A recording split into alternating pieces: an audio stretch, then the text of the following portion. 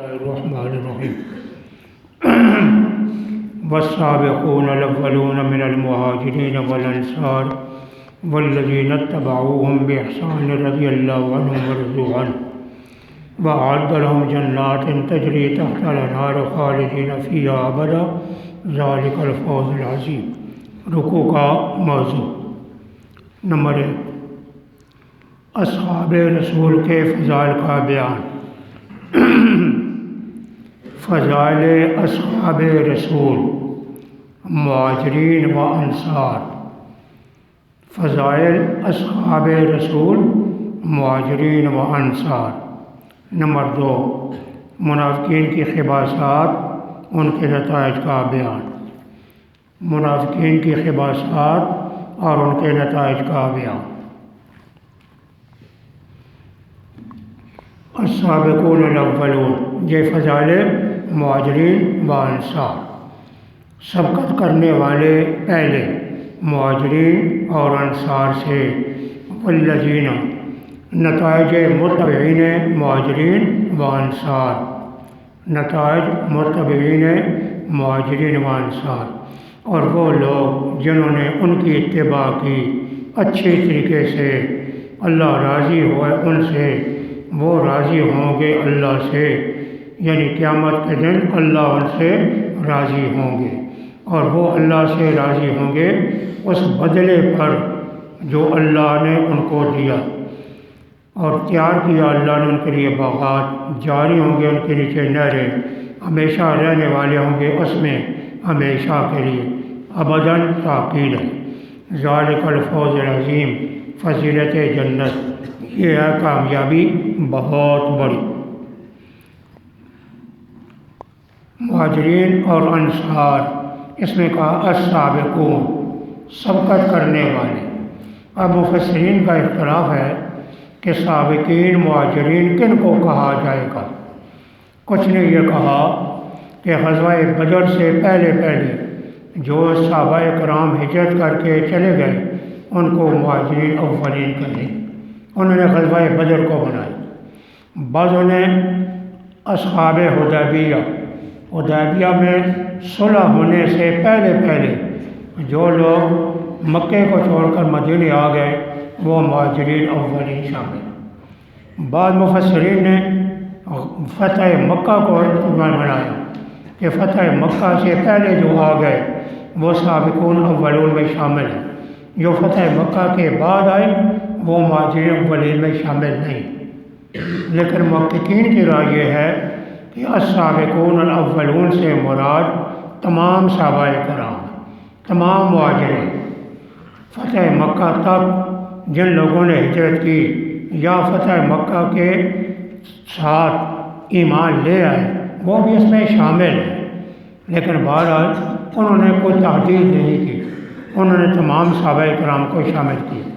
انصار وہ صحابہ ہیں جنہوں نے مہاجرین کی مدد کی، ان کا لقب الگ ہے، مہاجرین کا لقب الگ ہے کیونکہ جماعت دو تھی، اس لیے دونوں کو الگ الگ ذکر کی۔ اور ان کے متبعین، اس سے مراد کیا ہے؟ پیچھے آنے والی امت جو مہاجرین اور انصار کی اتباع کرتی۔ وَمِمَّنْ حَوْلَكُم مِّنَ الْأَعْرَابِ، منافقین کی خباثات اور ان کا بیان۔ تمہارے ارد گرد اعرابیوں سے منافق ہیں اور مدینے والوں میں بھی منافق ہیں۔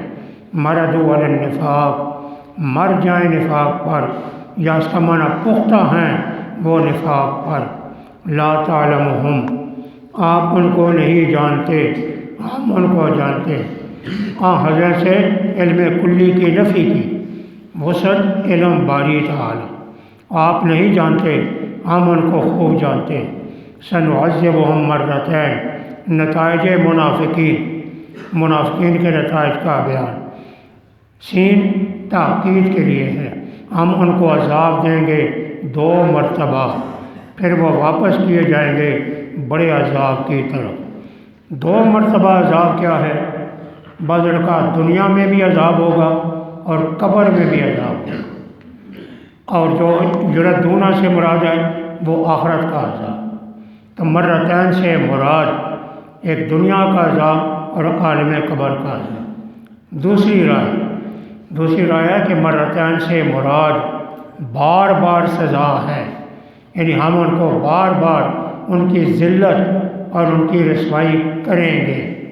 مسلمانوں کے ہاتھوں سے ان کی رسوائی ہوگی اور ان کی ذلت ہوگی، یہ بار بار ہوگی۔ مرتان کا معنی مرتان بعد مرہ، انہوں نے یوں معنی کر دیا۔ دونوں معنی اپنے مقام پر صحیح ہیں۔ وآخروا لا اعترفوا، تائبین کی قبولیت توبہ، تائبین کی قبولیت توبہ۔ کچھ صحابہ کرام ایسے تھے جنہوں نے غزوہ تبوک میں ایک غلطی کی وجہ سے شرکت نہ کر سکی، وہ 11 تھے، 12 تھے، کچھ ان کی تعداد۔ انہوں نے دیکھا کہ ہم نے ایک غلطی کی، ایک لغزش ہم سے ہو گئی۔ انہوں نے مسجد نبوی میں آ کر اپنے آپ کو ستونوں سے باندھ دیا۔ کچھ روایات میں مسجد نبوی میں آ کر قیام کر دیا کہ حضور آئیں گے، وہ جب تک ہمیں اس ستونے سے آزاد نہ کریں ہم آزاد نہیں ہیں۔ انہوں نے پہلے ہی اللہ کے دربار میں توبہ کر دی۔ حضور صلی اللہ علیہ وسلم جب تشریف لائے، انہوں نے دیکھا تو قرآن پاک کی یہ آیت آ گئی۔ حضرت نے ان کی اللہ کی طرف سے ان کے توبہ قبول ہو۔ پھر انہوں نے کچھ ہدیہ اور صدقہ حضرت کی خدمت میں پیش کیا کہ یا رسول اللہ ہم سے خطا ہوئی، تبوک میں نہیں جا سکے، اس میں خرچہ ہوتا، ہم آپ کو یہ دینا چاہتے ہیں۔ حضرت نے تو توقف فرمایا، توقف کیا۔ قرآن حکیم نے کہا دیا نہیں، خذ من اموالہم صدقۃ، ان سے صدقہ لے لو۔ کچھ مفسرین کی رائے یہ ہے کہ صدقے سے مراد زکوٰۃ ہے، کہ وہ زکوٰۃ لے کر آئے تو حضرت نے توقف کیا تو قرآن نے کہہ دیا نہیں، ان کی زکوٰۃ قبول کر۔ تو صدقہ سے مراد بعضوں نے نفلی صدقہ لے لیا اور بعضوں نے زکوٰۃ لے لی۔ وآخرون، اور دوسرے اعترفوا، جنہوں نے اعتراف کیا اپنے گناہوں کا، خلطوا عملا صالحا، صحابی سے گناہ ہو سکتا ہے لیکن صحابی کا گناہ حضور کی موجودگی میں معاف ہو جاتا ہے۔ صحابی سے گناہ کا صدور ممکن ہے، ہوتا ہے، لیکن وہ گناہ معاف کر دیا جاتا ہے۔ خلطوا، جنہوں نے ملایا نیک کام کو، وآخر سیئہ، اور دوسرا برا، یعنی وہ غزوہ تبوک میں شرکت نہ کر سکے۔ عسى اللہ، ان قریب اللہ رجوع کرے گا ان پر، کیوں؟ وسعت مغفرت باری تعالی، بے شک اللہ بخشنے والے بہت مہربان ہیں۔ خذ من اموالہم، تجویز کامیابی، لے لو پیغمبر ان کے مالوں سے صدقہ، تطہرہم، فضیلت صدقات، فضیلت صدقات، پاک کرے گا تو ان کو اور صاف ستھرا کرے گا تو ان کو اس صدقات کے ساتھ۔ طہارت اور تزکیہ، طہارت ظاہری ہوتی ہے، تزکیہ باطن میں ہوتا ہے۔ وصلی علیہم، دوسری تجویز کامیابی اور دعائیں رحمت مانگے ان کے لیے۔ صلی کا معنی دعائے رحمت، پیغمبر ان سے صدقہ لے لو، اللہ ان کو پاک کرے گا، ان کے دل کو صاف کرے گا۔ آپ ان کے لیے دعا بھی کرتے رہے، کیوں؟ بے شک آپ کی دعا سکون ہوگی ان کے لیے۔ آپ دعا کریں گے اللہ ان کو آرام اور سکون دے گا۔ صحابہ کرام کا بڑا مقام ہے، وسعت علم باری تعالی، اللہ سنتا ہے اور جانتا ہے۔ علم یعلموا، تنبیہ مومنین، تائبین کی قبولیت توبہ، کیا وہ نہیں جانتے بے شک اللہ قبول کرتا ہے توبہ اپنے بندوں سے اور دیتا ہے، یعنی قبول کرتا ہے ان کے صدقے، اور بے شک اللہ وہ رجوع کرنے والا مہربان ہے۔ اللہ تائبین کی توبہ قبول کرتا ہے۔ وقل اعملوا، پیغمبر ان کو کہہ دے تم کام کرتے رہو، ان قریب دیکھے گا اللہ تمہارے عمل کو اور اس کا رسول اور ایمان والے۔ ان صحابہ کرام کو کہہ دیا کہ آئندہ کے لیے اللہ کے رسول ایمان والے دیکھیں گے کہ تمہارا کردار کیا ہے۔ ظاہر ہے ان صحابہ کرام کا کردار اچھا تھا۔ ثم پھر تم واپس کیے جاؤ گے طرف اس ذات کے جو غیب اور پوشیدہ اور ظاہر کو جانتا ہے، خبر دے گا تم کو ساتھ ان اعمال کے جو تم کرتے تھے۔ یعنی اللہ ان قریب تمہارے اعمال کو دیکھ کر فیصلہ فرما دیں گے۔ وہ صحابہ کرام بہت زیادہ مخلص تھے۔ وآخرون مرجون لامر اللہ، یہ 3 صحابہ کرام کا ذکر آ گیا۔ وہ حضرت کعب، حضرت مرارہ، حضرت ہلال، یہ 3 صحابی، یہ تینوں رہ گئے۔ ان کا خیال یہ تھا، حضرت کعب خود کہتے ہیں کہ ہمارا خیال یہ تھا کہ ہم حضور کو پیچھے سے مل جائیں گے، لیکن سستی کی بنیاد پر ہمیں پیچھے رہ۔ حضرت کعب نے تفصیلی واقعہ بیان کر دیا۔ حضرت واپس آ گئے، چونکہ انہوں نے توبہ کرنے میں تھوڑی تاخیر کی۔ حضرت کی واپسی تک یہ مدینے میں رہے۔ سرور کائنات واپس آئے تو حضرت نے کہا، یہ حضور کے سامنے حاضر ہو، حضور نے سے کوئی کلام نہیں کی، یہ چلے گئے۔ حضرت نے صحابہ کرام کو ان کے ساتھ کلام کرنے سے منع کر دیا، پھر ان کی بیویوں کو ان سے الگ کر دیا۔ حضرت کعب کہتے ہیں 1 مہینہ یا 40 دن یہی حالت ہماری رہی۔ ہم بڑے پریشان تھے، ہمارے اوپر زمین بھی تنگ ہو گئی کہ حضرت بھی ناراض ہیں، صحابہ بھی ہمارے ساتھ بات نہیں کرتے، رشتہ داروں کے گھر میں جاتے ہیں وہ بھی بات نہیں کرتے، تو یہ ہمارے لیے بہت بڑی پریشانی۔ کعب کہتے ہیں ایک عیسائی شخص کا میری طرف پیغام آیا کہ سنا ہے کہ محمد نے تمہیں اپنے پاس سے نکال دیا، تم ہمارے پاس آئے۔ یہ چونکہ یہودیت سے اسلام لائے تھے، تو انہوں نے یہ تصور دیا کہ یہ کام کرنے کے لیے میں نے تیار۔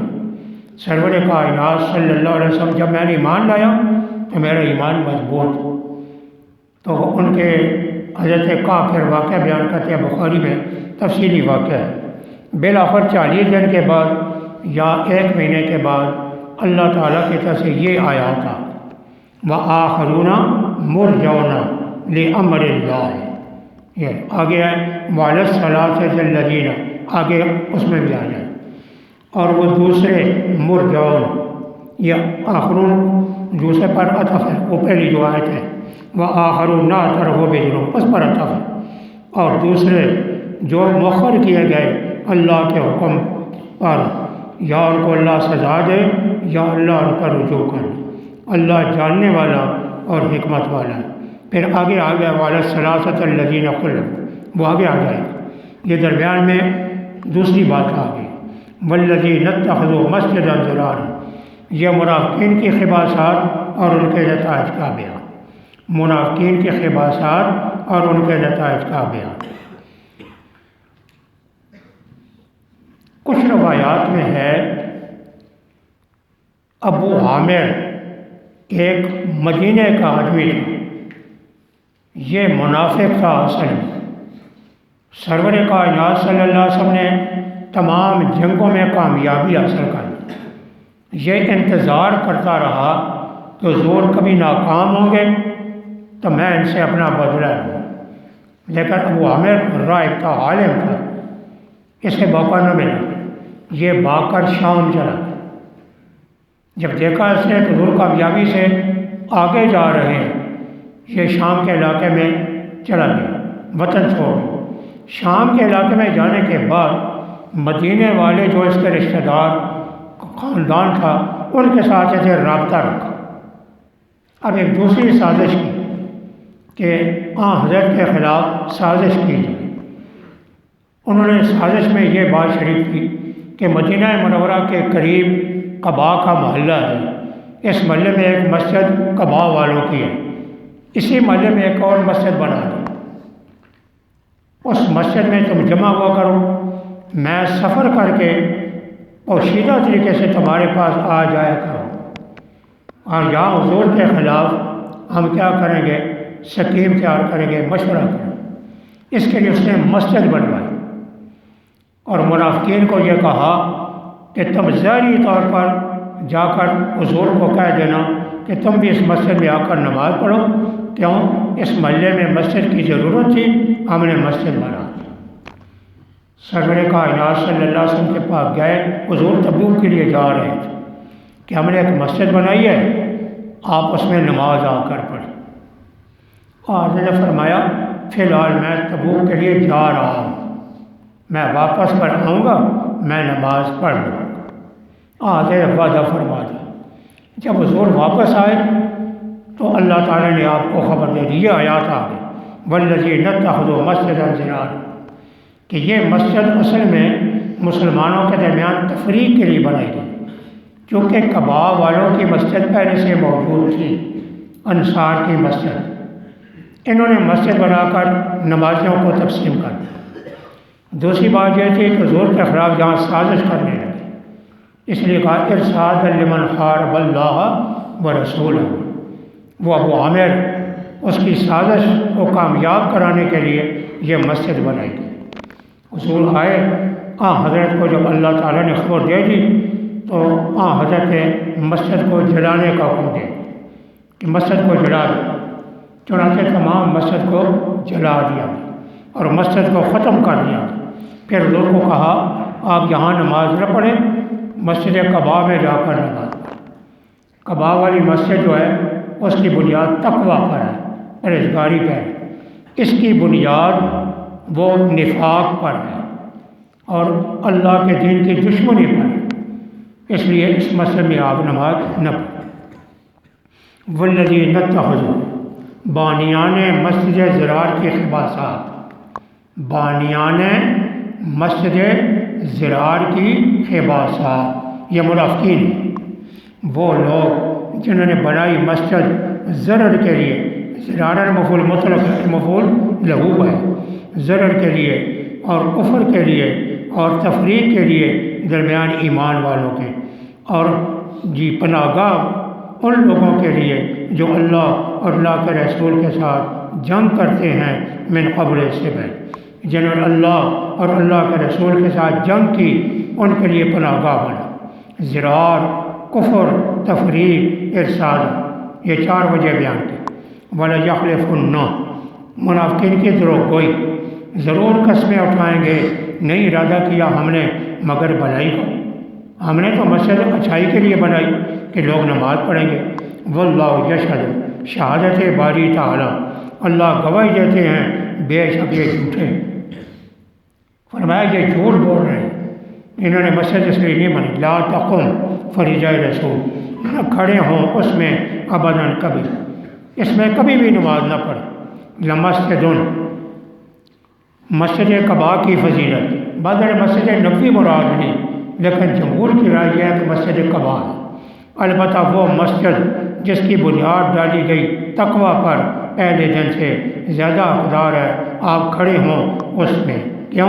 اس میں وہ مرد ہیں جو پسند کرتے ہیں وہ پاکی کریں۔ بانیان مسجد قباء کے فضائل، بانیان مسجد قبائل کے فضائل، ان کے فضائل کہ اس میں وہ مرد ہیں جو طہارت کو پسند کرتے ہیں، اللہ پسند کرتا ہے مطہرین۔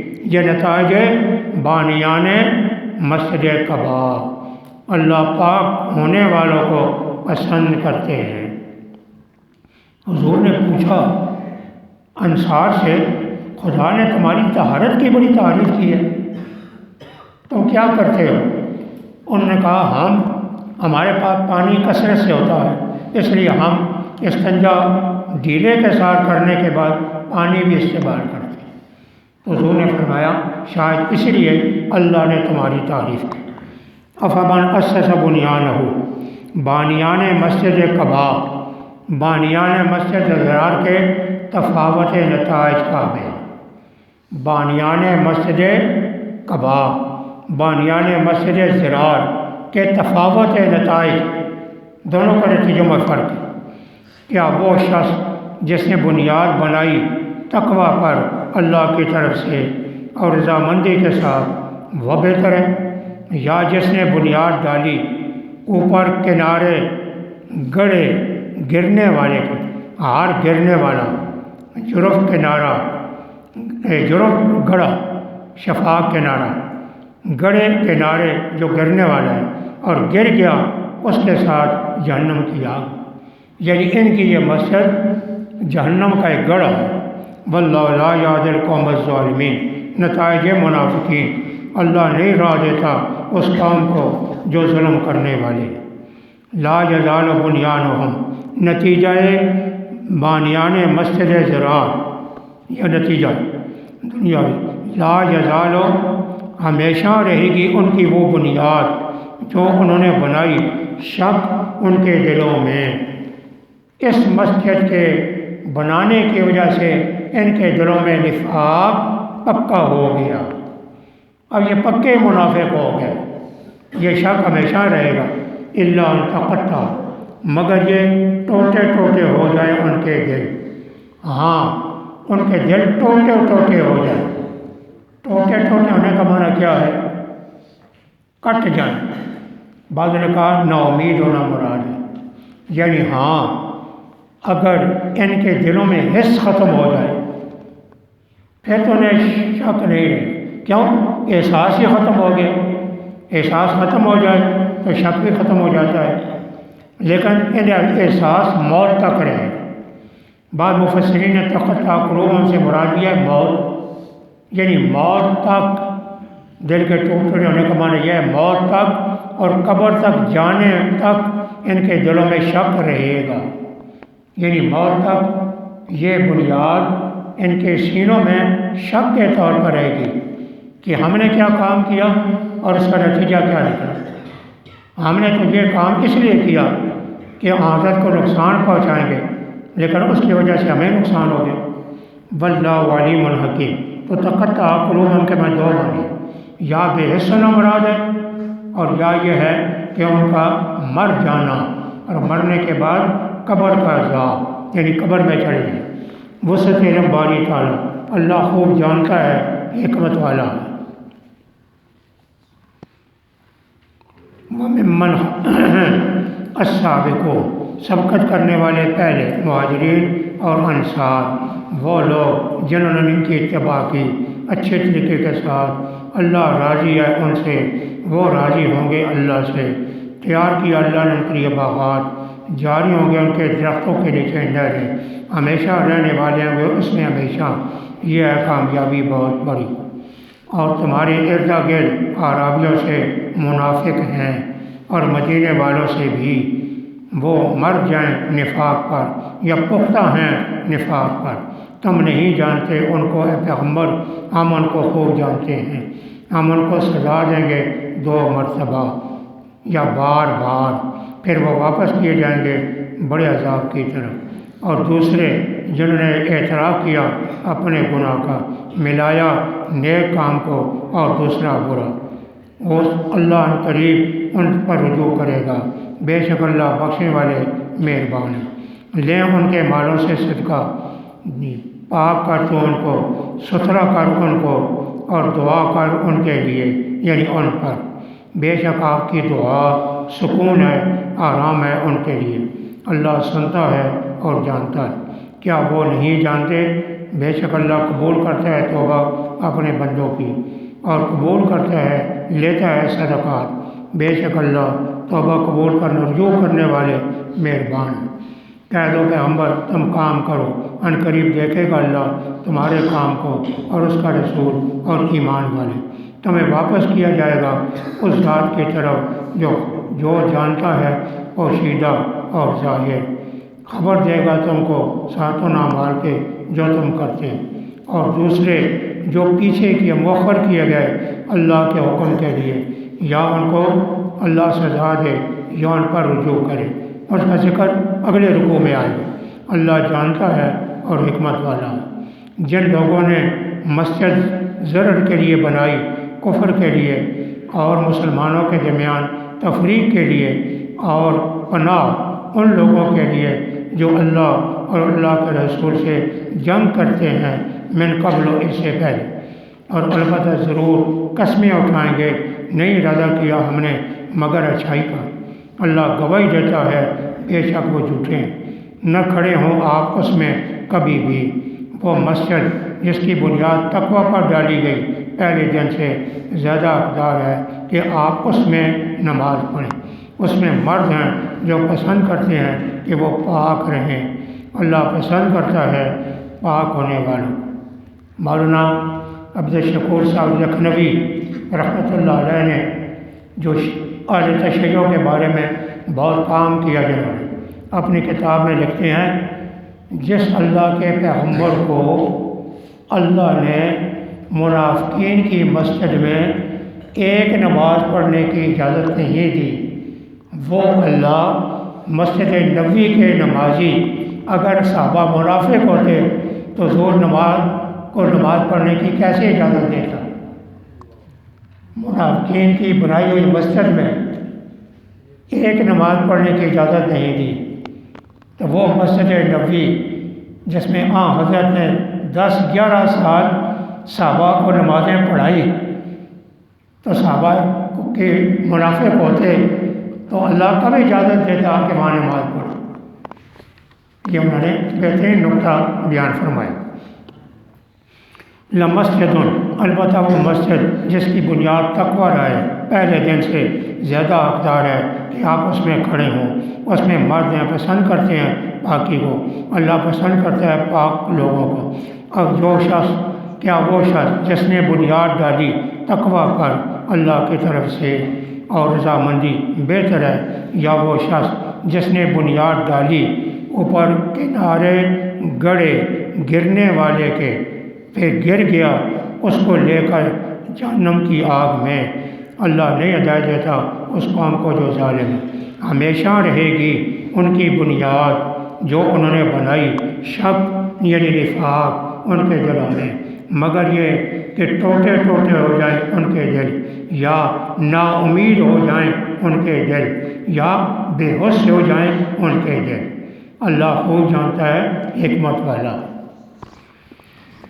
اللہم صلی علی محمد وعلی آل محمد کما صلیت علی ابراہیم وعلی آل ابراہیم انک حمید مجید۔ ربنا آتنا فی الدنیا حسنہ وفی الآخرۃ حسنہ وقنا عذاب النار۔ صلی اللہ تعالی علی خیر خلقہ محمد وآلہ وصحبہ اجمعین برحمتک یا ارحم الراحمین۔